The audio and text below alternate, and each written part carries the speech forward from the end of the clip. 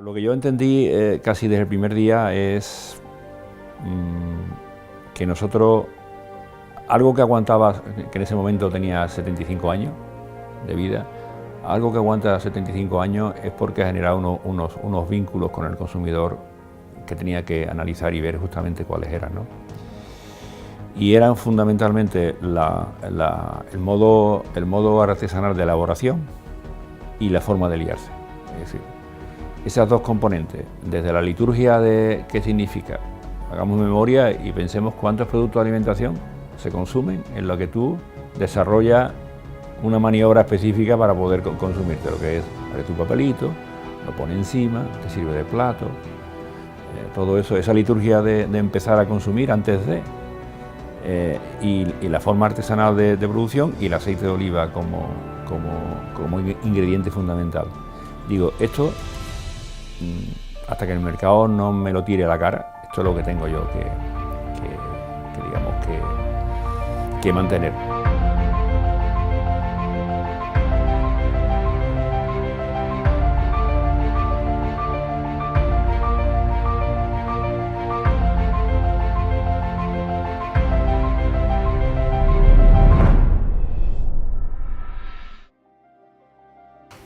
¿Qué echa de menos de su Chiclana natal? Porque sus orígenes pues están allí en la provincia de Cádiz. Bueno, echo de menos la ciudad, el pueblo que yo conocía que ya no está. Es decir, echamos de menos lo que ya no hay, básicamente.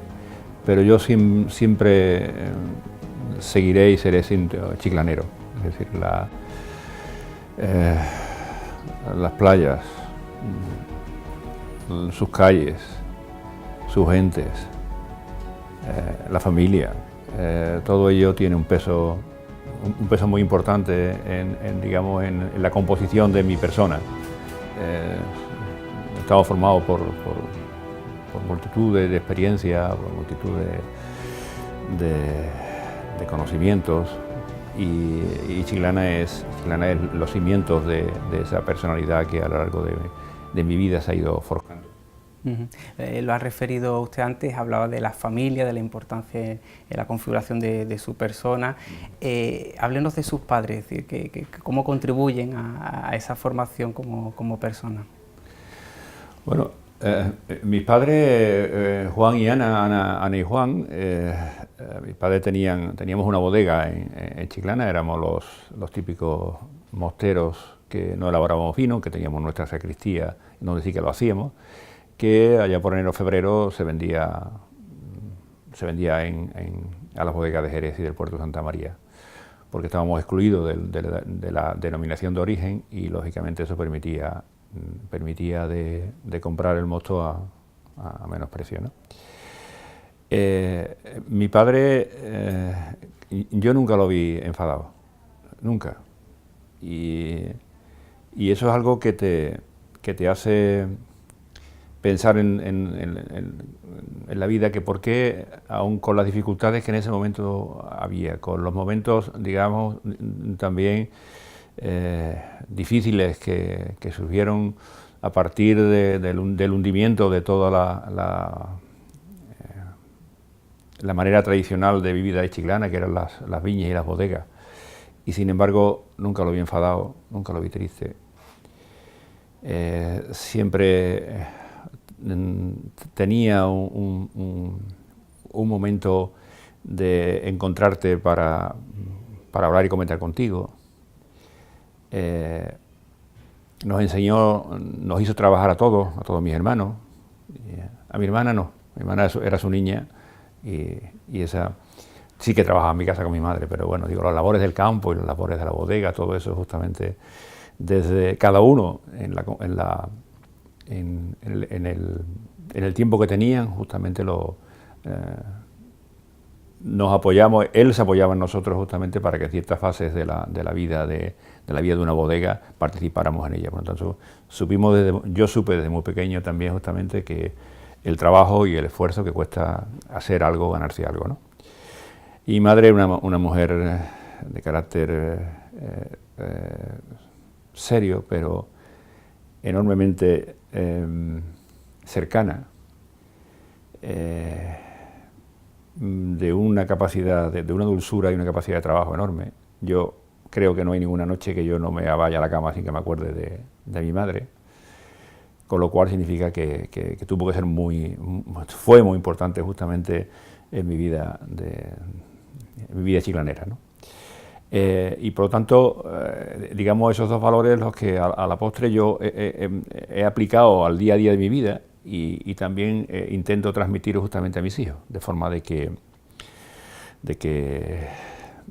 sepan la importancia que es la familia y que sepan lo importante que es el trabajo. Bueno, ya casi todos tienen ya una edad en la que afortunadamente todos están trabajando, cada uno donde han querido hacerlo, y eso me da una enorme tranquilidad de futuro para mí, es decir, en el sentido de que voy a ser un anciano que...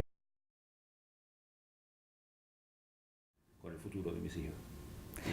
¿Cómo fue su juventud? ¿Qué aficiones tenía? ¿Era buen estudiante? Bueno, Chiclana en ese momento no tiene nada que ver con la Chiclana que hoy se puede conocer. Chiclana era un pueblo pequeño, en donde no había ni instituto, estaban solamente las escuelas públicas y los hermanos de la escuela cristiana. Yo estudié en la escuela pública y después los hermanos de la escuela cristiana. En ese momento en Chiclana la única posibilidad de afición que había era el fútbol. Surgió justamente el baloncesto. Yo tenía, por la altura, no porque tuviera, digamos, otras cualidades que no fuera esa, ¿no? El baloncesto, y entonces justamente pues ahí hice mis pinitos, que luego después se trasladaron cuando fui a estudiar bachiller a Cádiz, a San Felipe Neri con los marianistas, y llegamos a dar un campeonato de España en Madrid, y hice una cosita pero sin ser muy destacado. Pero su afición al deporte parece ser que luego se declina más al ciclismo, ¿no? Mi afición al deporte justamente, pero son mis hijos, eso es justamente surge, pero en Chiclana no había oportunidad de nada de esas cosas, ni habiendo playa no había vela. No había unas pistas de tenis que un tío mío que fue alcalde de Chiclana pues las colocó, las puso porque le gustaba mucho el tenis, pero ninguno nos inclinamos por ahí. Al final y al cabo darle patada a un balón en la Alameda Lora y en el colegio justamente, en el albero, en el campo de albero de los hermanitos de la doctrina cristiana, allí en la calle Ormasa. Y ahí que termina, digamos, mi trayectoria deportiva en cuanto a esa época de mi vida, ¿no? Después surgen otras nuevas, pero que surgen después, ya de mayor, por así decirlo, ¿no? Hablamos el tema del ciclismo, ¿no? Exactamente, ciclismo, digamos antes, como preguntaba si era buen estudiante, yo no fui buen estudiante, no puedo alardear de ser buen estudiante.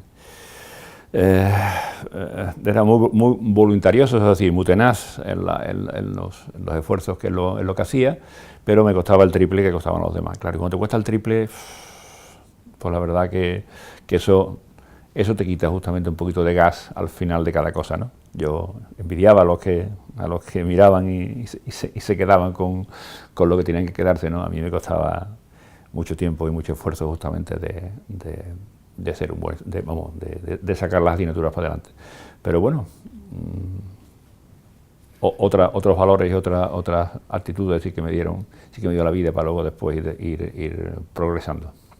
Imagino que con la experiencia de haber sido marino mercante, haber recorrido medio mundo, alguna imagen, alguna anécdota que especialmente le impactara o que guarde recuerdo de ella, tendrá, imagino, ¿no? Sí, bueno, hay que darse cuenta que yo en esa época, bueno, en realidad hubo dos intentos de ser marino. El primero fue un fracaso porque en ese momento la graduación de la miopía era un obstáculo para poder ser marino mercante, y en la segunda oportunidad, yo iba para medicina, era la segunda vocación mía, pero hubo una segunda oportunidad y la aproveché, y entonces justamente volví a la primera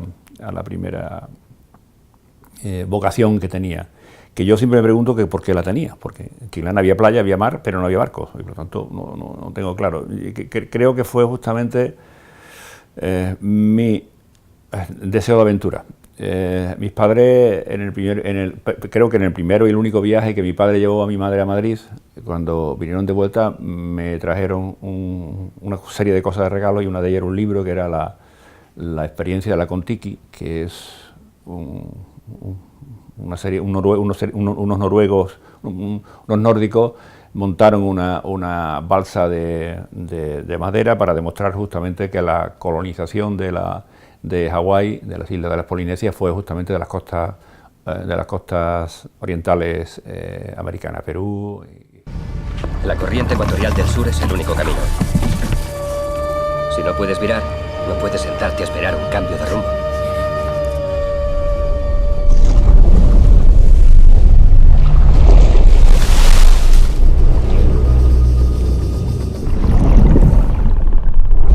Esto es más importante que nosotros.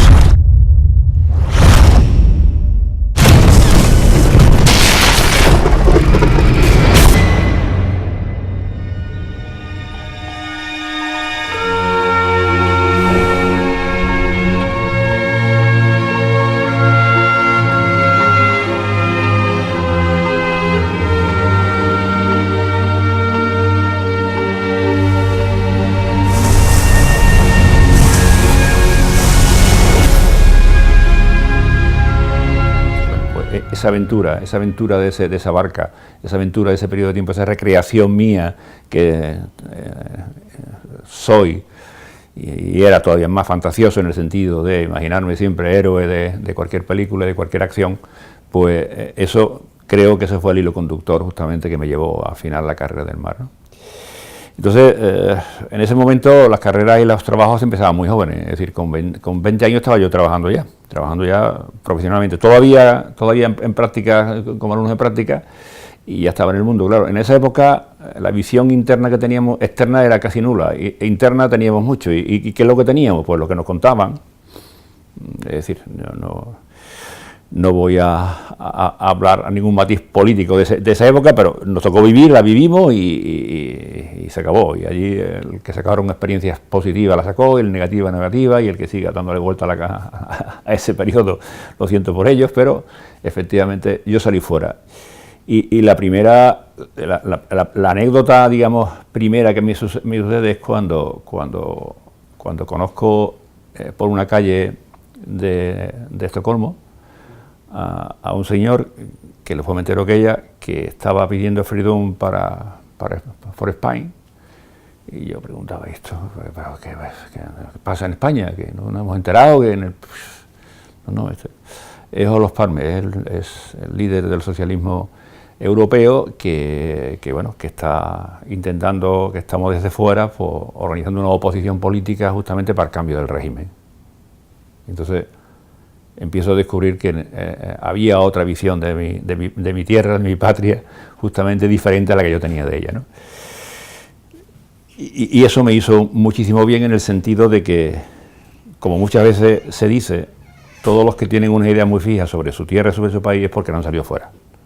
No han viajado, no han conocido gente, justamente, efectivamente. Para mí me valió en esa época de salir fuera, de entender que mi país no era el que a mí me contaban. Había otro país, había otra gente, había otros pensamientos. Para ampliar un poco la visión. Para abrirme completamente, justamente. Era algo totalmente tan novedoso para mí que se dijera que aquí, en donde yo había vivido 20 años, resulta que no había libertad, que no había de esto, que no había de lo otro, y todo eso. Pero todo eso, tú no te has dado cuenta, Juan, que todas esas cosas te faltan.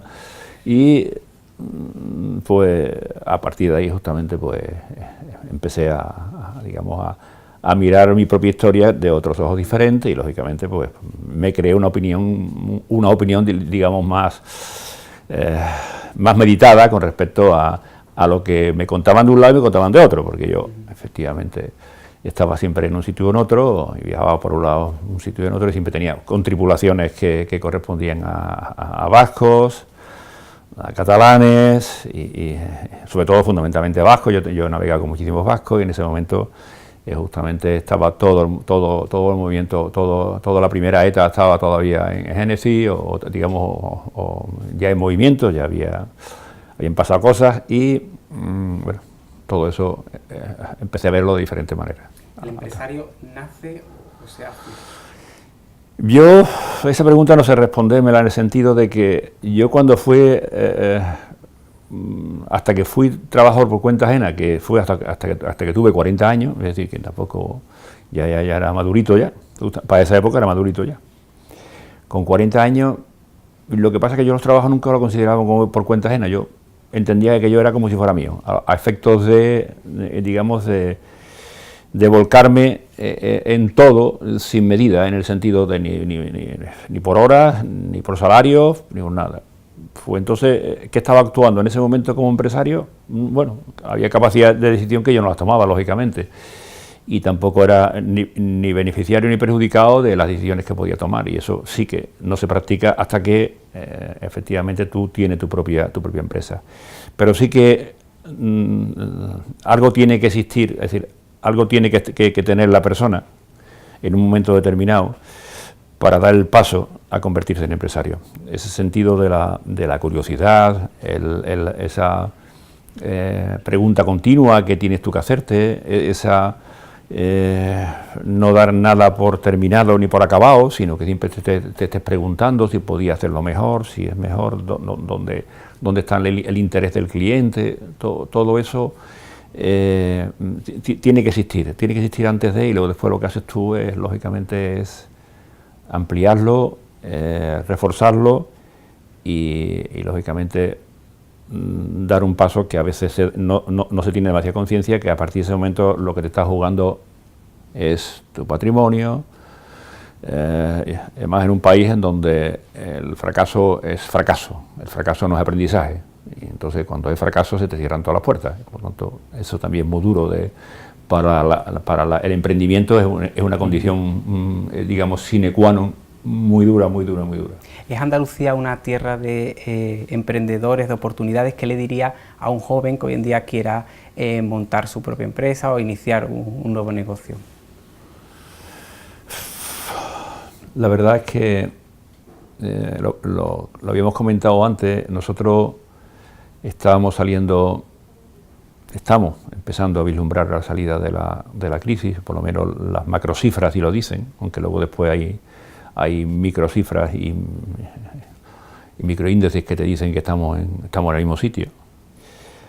Y yo que pensaba que esto iba a ser la gran oportunidad del cambio de mentalidad en cuanto a ser más arriesgado en la puesta en valor de las ideas que tú tienes, y creo que estamos en el mismo sitio que antes de la crisis. Creo que no hemos hecho demasiada cosa. ¿No hemos aprendido nada? Yo creo que no hemos aprendido. Pudiera parecer, esa es mi opinión, lógicamente. Mi horizonte, mi universo es muy cortito. Es decir, yo no soy el faro de ninguna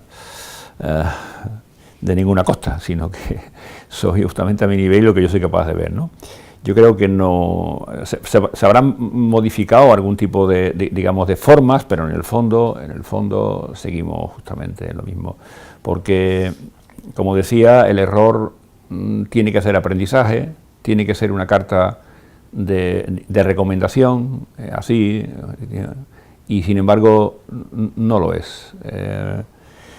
Financieramente todavía la banca española no financia ideas, financia retornos, o digamos, fundamentalmente, y si esos retornos no están asegurados, que en cualquier inicio nadie te los puede asegurar, tiene que estar reforzado por unas avales que muy poca gente disponen. Y hay negocios que necesitan dinero para empezarlo. Es decir, ahí muy bien, tú lo puedes en un garaje, muy bien, eso hay negocios que se pueden empezar en un garaje con un ordenador o con un martillo y un destornillador, muy bien, los hay, pero hay otros que necesitan, lógicamente. Esos posiblemente a la vuelta de 4 días están necesitando ya financiación, ¿no? Y en eso las exigencias siguen siendo prácticamente iguales. Lo único que hay ahora es digamos, más criba a la hora de poder ayudar a esas ideas, y que después la gente joven con talento, que las hay. Yo tengo la enorme fortuna de que en mi equipo actual, que la empresa no estaría funcionando si no fuera por ellos, hay enormes talentos, gente muy joven, con lo cual significa de que yo no he tenido la suerte de escoger los únicos que hay, sino que esos serán muchos los que hay fuera también, justamente. No hay empresas para todo, y menos en Andalucía, desgraciadamente, que todos somos pymes o micropymes, pero que sí están las experiencias, que sí que están justamente los proyectos propios, y los proyectos propios seguimos pensando que el riesgo es demasiado riesgo, y que si me tengo que conformar con menos, me conformo con menos. Porque ¿cuánto de importancia tiene la carga emocional en un proyecto empresarial? En el caso, por ejemplo, estamos hablando de los orígenes y lo que muchas veces ha sustentado la empresa Inés Rosales. Sí. La carga emocional tiene muchísima importancia, es decir, uno tiene que emprender una experiencia empresarial con entusiasmo, con muchísimo entusiasmo, con muchísima alegría, creyendo creyendo justamente en el proyecto que tiene por delante, y yendo en función del producto que venda, a qué parte voy del mercado, porque hoy, con la cantidad de oferta que hay, es decir, la oferta supera con creces a la demanda, algo que no pasaría justamente cuando Inés Rosales en 1910 empezó a poner en marcha la empresa. La demanda sería superior a la oferta, pero hoy que no es así, hoy que tiene que tener en cuenta que no puede hacer un producto que por muy bien pensado y por muy montado que esté, justamente se lo van a quitar de las manos. Tiene que cubrir una necesidad de ese cliente, de ese nicho de mercado al que se dirige, y ese nicho de mercado tiene que estar muy bien estudiado por él. El estudiar, cuando decimos estudiar, parece que hay que hacer justamente una macro encuesta. No. Hay que a veces reducir el ámbito, reducir el ángulo de visión de lo que a donde quieres dirigir tu producto, tu servicio, y cubrir, es decir, o crearle una necesidad nueva que tú seas capaz de hacerle. Me preguntaba por lo emocional. Pues claro, en nuestro caso lo emocional ha tenido un peso enorme, pero nosotros hubiésemos muerto de gloria, no hubiésemos muerto tranquilamente si no hubiésemos además le hubiésemos sumado otros muchos valores a la parte emocional, porque al final los mercados son los mercados, quieren precio y calidad, quieren formalidad, quieren un servicio adecuado, y todo eso todo eso no lo da la parte emocional. La parte emocional sí que tiene su importancia, pero si tú no lo acompañas justamente con una organización de acuerdo al mercado al que quiere dirigirte, de acuerdo con los consumidores a los que quiere satisfacer, si todo eso no lo acompaña con todo lo que hoy es exigencia, difícilmente puede mantenerte solamente con la parte emocional. ¿Y cómo se conjuga un negocio centenario, en este caso como Inés Rosales, con las nuevas tecnologías, la innovación de los nuevos tiempos? Nosotros, si hay una empresa artesana, esa es la nuestra. Y si hay una empresa, digamos, en el ámbito y en el formato de empresa a lo que yo me dirijo, yo claro, no estoy hablando de comparándome con ninguna de las otras grandes empresas. Y somos, como decía, en ese ámbito somos también los más innovadores. ¿Y por qué? Porque primero somos una empresa en donde la curiosidad, es decir, el estar permanentemente inquieto por lo que se puede hacer mejor, estar de manera constante viendo dónde hay algo que se puede hacer mejor, eso nos da justamente la capacidad que cuando hay una solución tecnológica pero económicamente asumible, se implementa. Hoy, comparativamente, es decir, hay una parte, digamos, de robótica que era inalcanzable hace unos pocos años. Hoy es alcanzable, pero hoy no puedo empezar a pensar en lo que puedo hacer para mejorar mi empresa. Lo tengo que hacer justamente, llevábamos pensando en ello 10 años. Nosotros, el mercado online para nosotros todavía es, bueno, para nosotros y para casi todo el mundo en alimentación, ¿no? En otros productos sí que tiene un crecimiento, digamos, potencial muy importante, ¿no? Pero en alimentación todavía queremos ir todavía a la tienda, todavía queremos ir a comprar, todavía queremos ver lo que compramos y toda esa serie de cosas, ¿no? Pero estamos creemos que eso no va a hacerse siempre, que eso va a cambiar. Y como va a cambiar, pues nosotros ya estamos organizándonos para cuando cambie. Efectivamente es una apuesta porque es una inversión con un retorno muy lejano, estudiado pero lejano, que también puede que no se produzca, pero está claro que cuando eso, digamos, ese mercado se ponga ya en marcha en volumen, estaremos nosotros en esa línea de salida, pues con los mejores, estaremos con los mejores. No empezaremos a pensar justamente ahora, y esto como es, y esto como no es, y vete a formar el personal dentro. Porque hoy en día las tortas de Inés Rosales, ¿hasta dónde llegan? ¿Hasta dónde pueden llegar hoy en día? Bueno, pues nos llevamos sorpresas de que a través de la tienda online, pues llegan hasta Tierra de Fuego. Y en el mercado tradicional estamos ya en 32 países, en las que ya en algunos de ellos ya tenemos un mercado fidelizado. Ya hay mercados que no nos compran por la novedad, que ya nos están comprando porque el producto, por las múltiples valores que tiene, justamente les interesa a ese consumidor que teóricamente no tiene ningún motivo sentimental para comprarnos, pero tiene un motivo, digamos, saludable para comprarnos, porque muy pocos productos, digamos, están elaborados, digamos, con la mejor grasa vegetal que hay, que es el aceite de oliva virgen extra, de calidad superior, bajo en calorías, bajo en azúcares, y con una historia que contar, que los consumidores a veces queremos identificar, por lo menos, esto que me estoy comiendo, que no es de aquí, que es de otro sitio, cómo se produce, que hay personas detrás de esto. Eso genera también un hilo emocional de personas que no te conocen, que no saben absolutamente nada de la historia de Inés Rosales, pero sí genera un punto emocional que te hace más asequible el conquistar esos mercados que otro que fuera más impersonal, ¿no?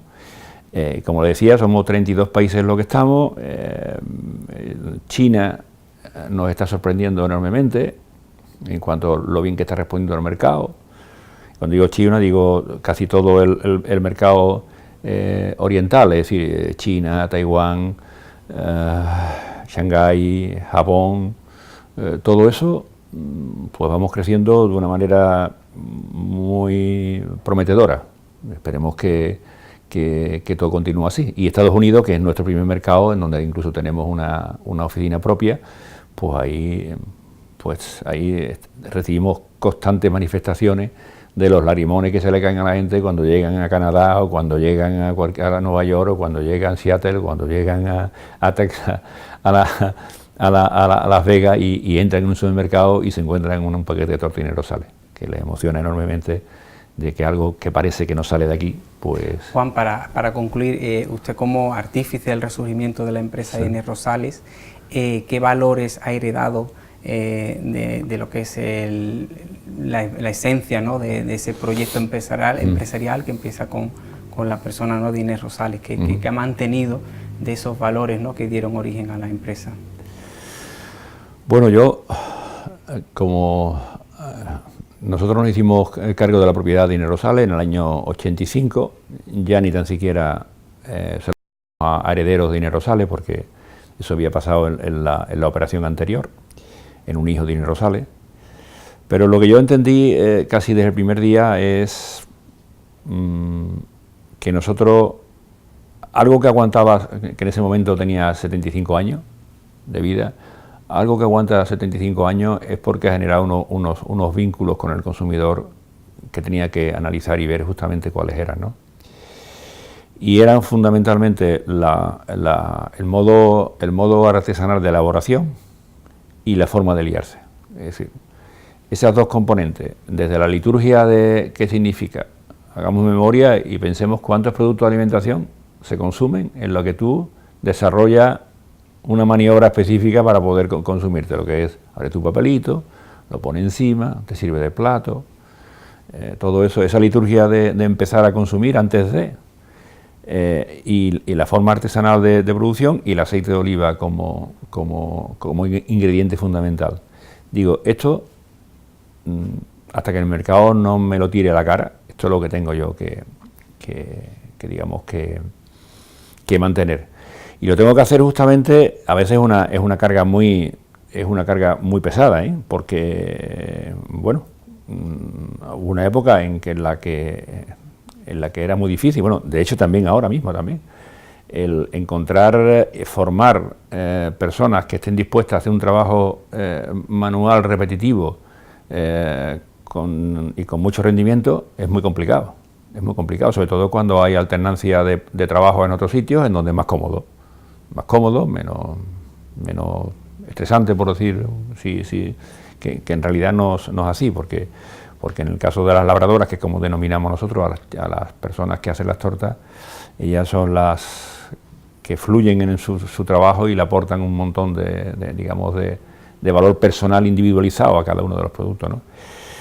Pero era una herencia muy pesada a veces, es decir, mantener el espíritu, porque claro, a partir del 75 yo lo tenía como un referente también como consumidor, pero lo que no tenía era como empresario, y cuando empezamos a recibir, a leer y a recibir la comunicación de los consumidores, contándonos historias sobre ellas, digo, bueno, ¿y esto cómo voy a yo enterrarlo en un cajón y lo voy a tirar al fondo del mar? ¿Cómo voy a meterlo justamente? Yo tengo que digamos que esto lo tenemos que mantenérselo vivo a esas personas que tan fuerte les resulta este recuerdo, ¿no? El último, le cuento uno último que ha sido sencillamente increíble. Bueno, nosotros, dentro de las otras actividades empresariales que tenemos, y a la que yo ayudo a uno de mis hijos, justamente tenemos un campo de golf en Huelva.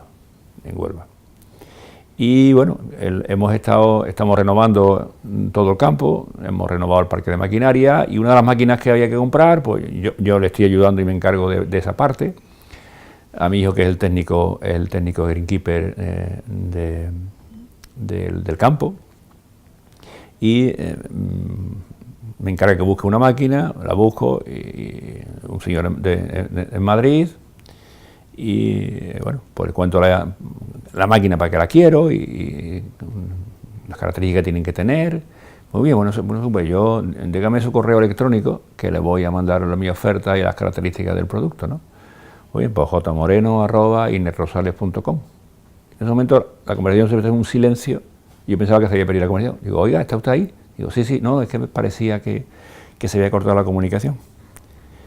Y me dice, no, pero Inés Rosales, no, es que me he quedado muy sorprendido con el nombre. ¿Ah, sí? ¿Y por qué? Dice, no, pero Inés Rosales no es la empresa que se dedica a fabricar tortas. Digo, sí. Digo, no, es que esto es una actividad nueva que está desarrollando el grupo de empresas para justamente... Muy bien. Digo, pero ¿y usted por qué? ¿Conoce a Inés Rosales? Dice, sí, yo soy de Morón. Bueno, yo nací en Morón, pero muy pequeño me vine aquí a Madrid, pero mi familia es de Morón.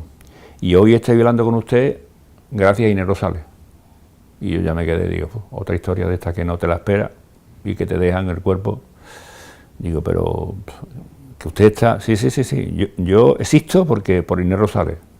Pues todavía más planchado me dejaba.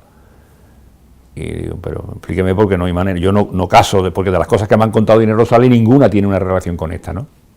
Dice, mira, es que mi padre trabajaba en Morón en el Banco Hispanoamericano. Y en los primeros días del año 36, en la guerra, a mi padre lo sacaron del banco y bueno, y se lo llevaron para el paredón para darle 3 tiros. Y en el momento en que mi abuelo iba andando justamente por las calles de Morón, pues una señora salió de la fila de gente que estaban increpando a los que llevaban y le echó a mi padre el brazo por encima y me dice, a este no, que este es un hombre bueno, a este no se le nada, que es un hombre bueno. Lo cogió, lo sacó de la fila, lo metió en su casa y lo tuvo 3 días allí en su casa por si acaso alguien se arrepentía después a buscarlo a su casa. Así que mire usted, si esa vendedora de Inés Rosales no saca a mi padre de la fila de la historia, hubiesen fusilado a mi padre, dice, a mi abuelo, lo hubiesen fusilado a mi abuelo, mi padre no hubiese nacido y yo tampoco hubiese nacido. Digamos, pues ya lo último que me quedaba justamente por, digamos, del anecdotario tan intenso, tan cercano y claro, todo eso genera una responsabilidad de que al final Inés Rosales sigue siendo lo mismo que la gente recuerda, porque no podemos cambiarle lo que la gente recuerda. Y tanto que cada vez que hay un producto nuevo, no pensamos muy mucho, justamente si también le ponemos el paraguas de Inés Rosales. De hecho, los productos que tenemos de Navidad, de la campaña de Navidad, que ya hemos empezado, no tienen la marca Inés Rosales, porque no queremos justamente de envolver con la misma capa a todos los productos que generen, aunque ponga fabricado por Inés Rosales, pero la marca la queremos siempre mantener viva y digamos y diferenciada por la mente del consumidor, que curiosamente, como lo decía, la gente nueva también tienen ese enlace, también tienen un recuerdo emotivo, cariñoso.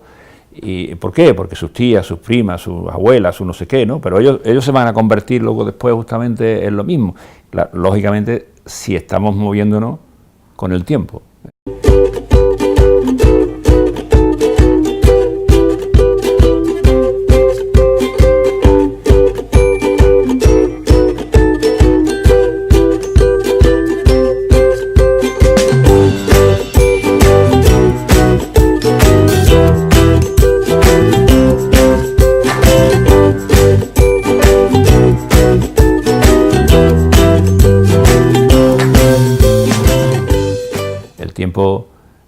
Pide una cosa, pues lógicamente nosotros, sin variar lo fundamental, intentamos también de adaptarnos a esa nueva necesidad que pues será pues que posiblemente pues el azúcar todavía tengamos que reducirlo más, en donde tengamos que cambiar al azúcar, en donde al final vayamos por un trigo diferente, en fin, todas las exigencias que nuestro nicho de mercado, ¿no? Nuestro nicho de mercado nos pide, pues adaptarnos a ello, pero sin que todo el mundo siga diciendo que estos son las Inés Rosales, las de antes, como las de antes, las de siempre. Eso no sé hasta cuándo vamos a poder soportar ese peso sin que siga siendo negocio, porque lógicamente está claro que puede parecer por mis palabras o por la emotividad de mis palabras, de que eso está por encima de todo. No, lo primero justamente está... lo primero que está es que el negocio siga siendo negocio, porque será la única manera de mantenerlo, retribuir de manera adecuada al personal, ser lo más justo socialmente posible, aportar todo lo que queremos justamente a todas las cosas en las que formamos parte, digamos, más allá de lo que es como empresa, el seguir creciendo, el crear nuevas empresas, nuevos proyectos y apoyar a la gente hasta donde podamos llegar. El presidente imagino que tomará también tortas de Inés Rosales, no sé si en el desayuno, a lo largo del día, en la merienda. El presidente toma todos los días 2 tortas de aceite, todos los días, uno por la mañana cuando desayuno y otro, bueno, a veces desayuno de paso, más de una, y por la noche efectivamente yo lo que ceno es un yogur y una torta de aceite, eso es mi cena, y me voy a la cama. Hombre, algún día sucede cualquier cosa que lógicamente que tampoco soy una seta en ese sentido, y hay que tomarse otro cosito, también se la toma uno, pero fundamentalmente la vida ordinaria, los días ordinarios, justamente un yogur y una torta de aceite. Voy muy ligero a la cama y me levanto muy ligero, muy tempranito, porque me sigo levantando a las 6:30 de la mañana, como exactamente hacía antes creo que me levantaba antes todavía. Ya me permito media horita más.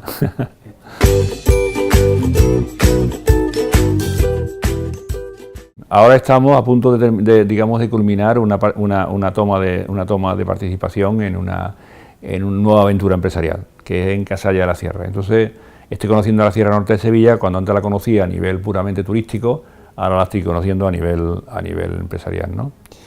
Y la verdad es que me decepciono muchísimo, ¿verdad? Esa sierra tiene tantísimas capacidades, pero hay tan poco entusiasmo, hay tan pocas ganas de variar tu plan de vida,